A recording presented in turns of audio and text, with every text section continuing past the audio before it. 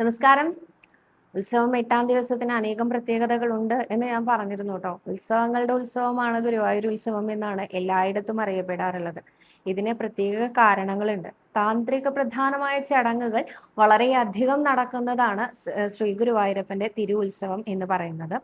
അതിൽ തന്നെ ഇന്നത്തെ 8-ാമത്തെ ദിവസം ഉത്സവ ബലി എന്ന വലിയ ചടങ്ങ് നടക്കുന്ന ദിവസമാണ് ഇന്ന്. ഇന്നത്തെ ദിവസം ഉത്സവ ബലിയിൽ പങ്കെടുക്കുന്ന, അതായത് ഉത്സവ ബലി നടത്താനായിട്ട് പങ്കെടുക്കുന്ന ഓരോ ആളുകളും ഉപവാസത്തിലാണ് എന്നുള്ളതാണ് ഏറ്റവും വലിയ പ്രത്യേകത. തന്ത്രിയാണ് ഉത്സവ ബലിക്ക് നേതൃത്വം നൽകുന്നത്. അദ്ദേഹമാണ് ചെയ്യുന്നത്. അദ്ദേഹം ഉപവാസത്തിലാണ്. അദ്ദേഹം മാത്രമല്ല, ആ ഭഗവാനെ എഴുന്നള്ളിക്കുന്ന കീഴ്ശാന്തി, അതേമാതിരി തന്നെ പാണി കൊട്ടുന്ന മാരാര്, ഇങ്ങനെ ആ ക്ഷേത്രത്തിലെ ഉത്സവ ബലിക്ക് ആരെല്ലാം പങ്കെടുക്കുന്നുണ്ടോ അവരെല്ലാം ഉപവാസത്തിലാണ് പങ്കെടുക്കുന്നത്.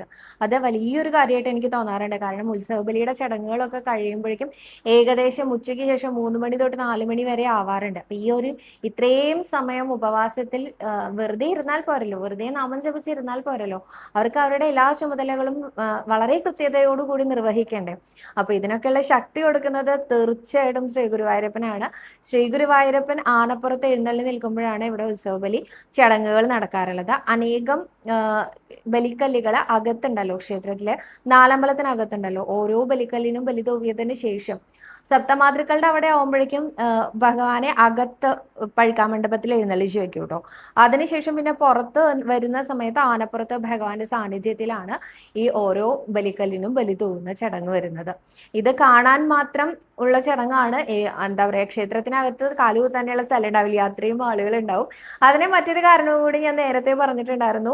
33 ദൈവഗണങ്ങളും അവിടെ ഭഗവാന്റെ മുമ്പിൽ ഇന്നത്തെ ദിവസം ഉണ്ടാവും എന്ന് തന്നെയാണ് പൂർവികർ അനുസ്മരിക്കാറുള്ളത്. അതുകൊണ്ട് തന്നെ എല്ലാ ആളുകളും അവിടെ എന്താ പറയാ, പ്രാർത്ഥനയോടെ തൊഴുകൈകളോടുകൂടി നിൽക്കുന്ന ദിവസമാണ്. അനേകം ഭക്തരും പണ്ട് കാലത്ത് ഇതേമാതിരി തന്നെ ഫോളോ ചെയ്തിരുന്നു. അതായത് എന്താ പറയാ, ശുദ്ധോപവാസം നോറ്റുകൊണ്ടാണ് ആ ചടങ്ങിലെല്ലാം പങ്കെടുക്കാറുണ്ടായിരുന്നത്.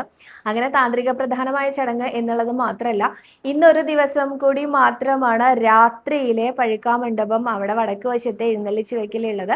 നാളെ 9-ാം ഉത്സവത്തിന് കൊടിമരത്തിന്റെ ചോടെയാണ് ദീപാരാധന. അതുകൊണ്ട് തന്നെ 4 മണി തൊട്ട് 6 മണി വരെ മാത്രമാണ് പഴുക്കാമണ്ഡപം ഉണ്ടാവുക. ഇന്നൊരു ദിവസം കൂടി മാത്രം വടക്ക് വശത്ത് രാത്രി 8:30 എഴുന്നള്ളിച്ച് വെച്ച് കഴിഞ്ഞാൽ 12:30 മണി വരെ ഉണ്ടായിരിക്കും. അതുകൊണ്ട് കാണാൻ സാധിക്കാതെ പോയ ആരെങ്കിലും ഉണ്ടെങ്കിൽ ഓടി വന്നോളൂ. പെട്ടെന്ന് ഇന്ന് തന്നെ ഗുരുവായൂരപ്പനെ പഴുക്കാമണ്ഡപത്തിൽ കണ്ടു തൊഴാൻ ശ്രമിക്കൂ കേട്ടോ.